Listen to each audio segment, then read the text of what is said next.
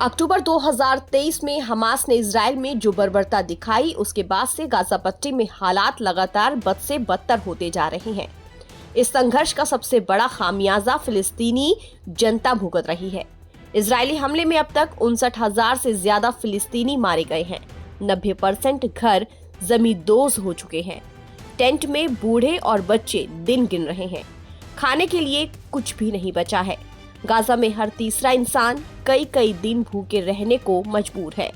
ऐसे में गाजा में इजरायली हमलों से गहराते संकट के बीच कई अरब और मुस्लिम देशों ने फ्रांस और सऊदी अरब के जरिए यूनाइटेड तौर पर हुए यूएन सम्मेलन में एक अहम घोषणा पत्र पर हस्ताक्षर किया है, जिसमें फिलिस्तीनी गुट हमास से हथियार छोड़ने और गाजा पट्टी से हमास की सत्ता समाप्त करने की अपील की गई है।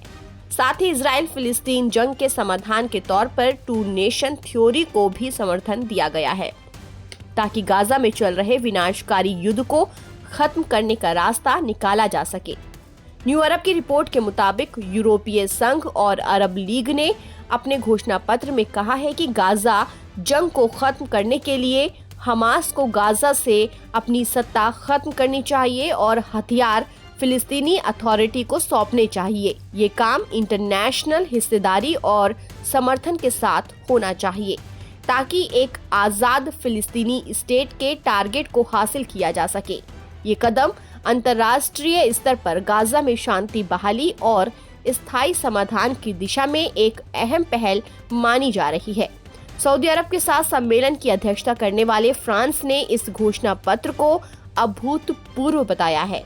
फ्रांस के विदेश मंत्री जीन नोएल बेरोट ने इस घोषणा पत्र को ऐतिहासिक करार देते हुए कहा कि ये पहली बार है जब अरब देशों ने एकजुट होकर हमास के निरस्त्रीकरण का समर्थन किया है। हालांकि ये पहली बार नहीं है जब हमास जैसे संगठन की आलोचना किसी अरब या मुस्लिम देशों ने की हो, लेकिन इस तरह का एकजुट विरोध कुछ हद तक असामान्य माना जा रहा है। हमास को कई अरब देशों में संदेह की नजर से देखा जाता रहा है।